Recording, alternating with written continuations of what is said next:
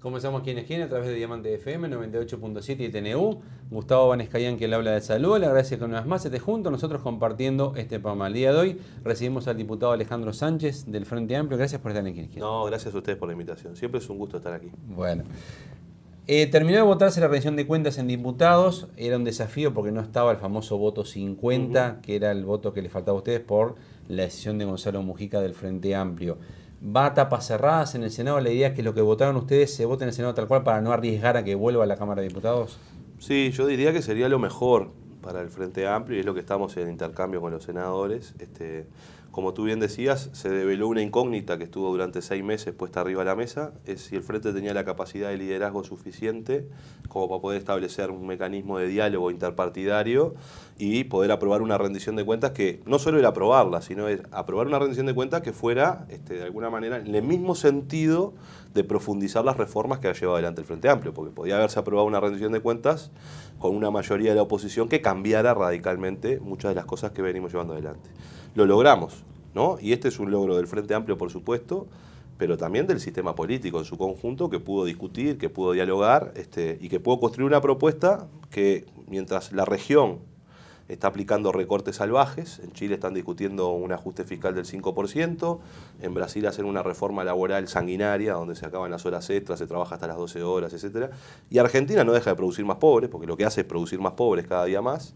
El Uruguay pone una rendición de cuentas responsable con respecto a las cuentas públicas, coloca 200 millones de dólares más para financiar políticas sociales que amplían los derechos, y en definitiva avanza en una serie de reformas importantes, como son concretar que un docente al finalizar el periodo de gobierno, con el docente a nivel de ingreso, grado 1, 20 horas, esté cercano a los 36.000 pesos de ingreso, 2.000 pesos más por mes para los directores de las escuelas, los liceos y las UTU de todo el país, a efecto de que la tarea de gestión de ese centro educativo lo pueda llevar adelante, recursos para el sistema de cuidado, recursos para la Fiscalía, que me parece que es bien importante, que tiene que ver con crear una unidad para atender a las familias víctimas de delitos violentos. Entonces, en ese sentido, logramos construir una buena propuesta.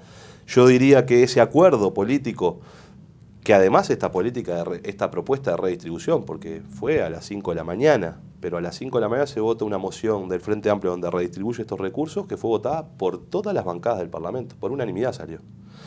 Con lo cual creo que hay un buen trabajo de acuerdo político que merecería de alguna manera el tratamiento en el Senado de que no se modifican estas cosas, además porque eso implicaría volver a discutir sobre los 50 votos que le faltan al Frente Amplio, ¿verdad? En algún tema como el artículo 15 que le establece un nuevo mecanismo para el pago de sentencias judiciales en contra del Estado, en sencillo para que los judiciales no puedan por lo menos hoy cobrar lo que están reclamando. Ustedes obtuvieron el voto 50 a través del diputado Fernando Amado del Partido Colorado. ¿Qué hubo a cambio de ese voto? Bueno, con Amado hemos discutido sobre muchos temas y la construcción de un acuerdo con Amado no se refirió a un cambio de figuritas. No hay quien no diga que es inconstitucional eso. Salvo ustedes, obviamente, ¿no? Bueno, pero el problema es que algunos hablan del artículo que envió el Poder Ejecutivo. Y el artículo que envió el Poder Ejecutivo cambió drásticamente después de la negociación que hicimos en el Parlamento. Hoy lo que está establecido en el artículo 15 es un procedimiento para pagar. No está establecido. Se estableció. Una de las cosas que nos decían del artículo 15 era: no tiene plazo, el Estado puede no pagar, queda indefinido y vulnera algunos derechos. Bueno, todos esos argumentos se rebatieron y hoy el artículo 15 establece un tope y dice que el Estado pagará inmediatamente las sentencias que sean menores a 10 millones de dólares, porque eso es lo que dice. No es el caso de los judiciales. No, el caso de los judiciales es una sentencia de 100, ¿verdad? Pero hay otros casos, como por ejemplo... Pero con este artículo los judiciales no cobran. No, los judiciales cobran dentro de un año, porque se va a incorporar... ¿Los 100 millones? Sí, claro.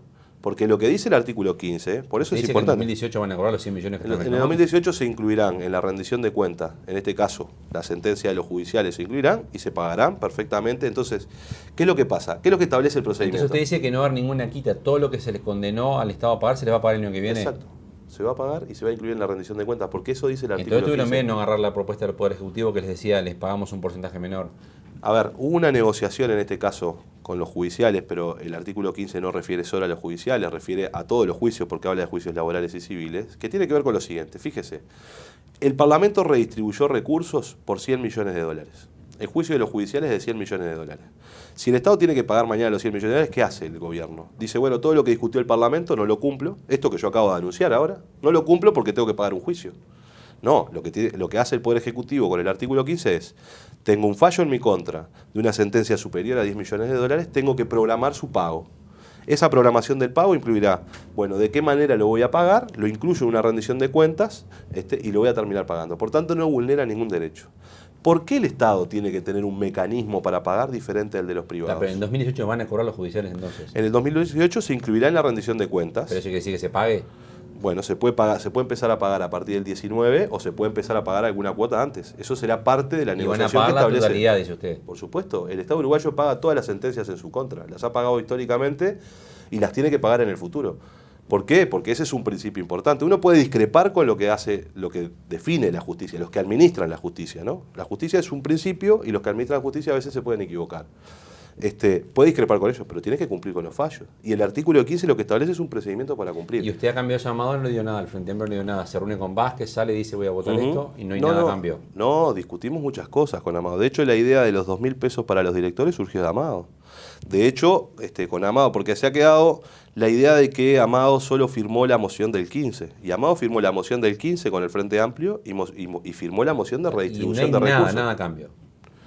Lo que hay es un diálogo político acerca de tener una buena rendición de cuentas.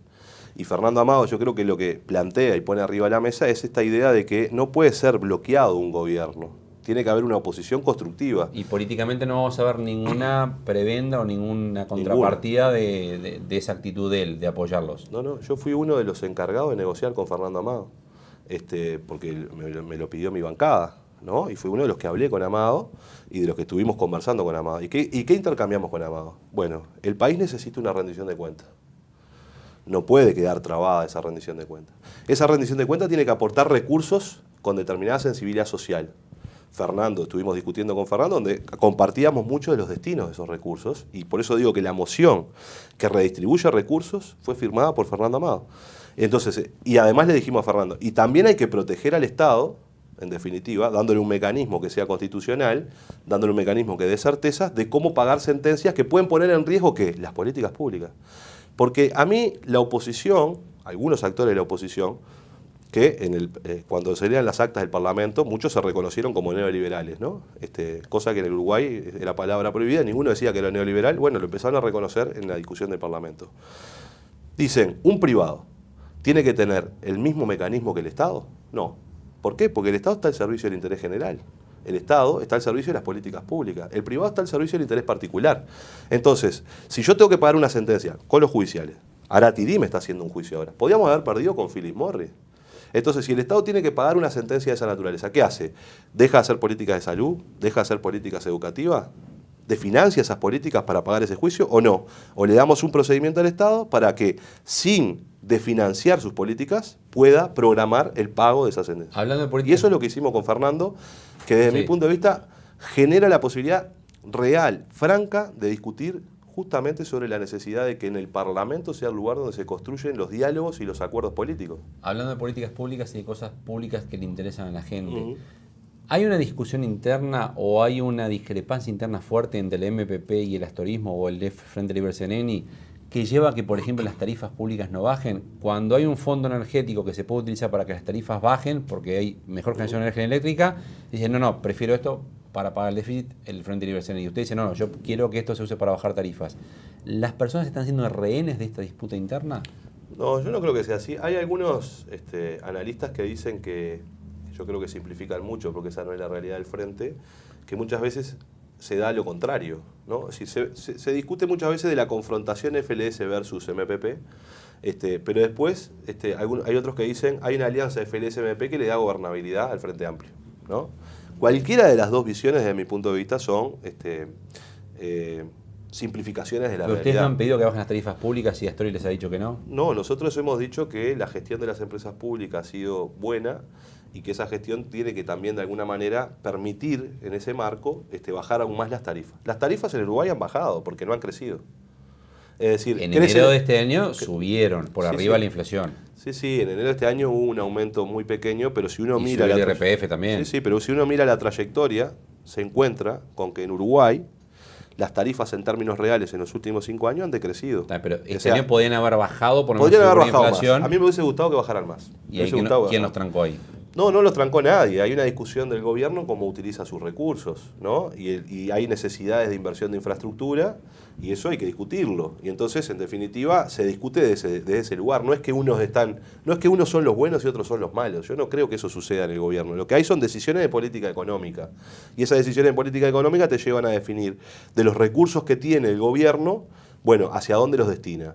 Baja más las tarifas, en este caso, o lo que termina haciendo es haciendo inversiones en bienes públicos que van a redundar en consolidar el crecimiento del Uruguay, que sí permita justamente seguir bajando u otorgando derechos. Esa es la discusión. ¿Le invito a una pausa? Claro que sí. Continuamos a partir de la misma quién es quién con el diputado Alejandro Sánchez del Frente Amplio, recordándole como siempre que el horario principal de emisión de nuestro programa es los días jueves, 23 horas a través de Diamante FM 98.7 y TNU. Pausa y continuamos en quién es quién.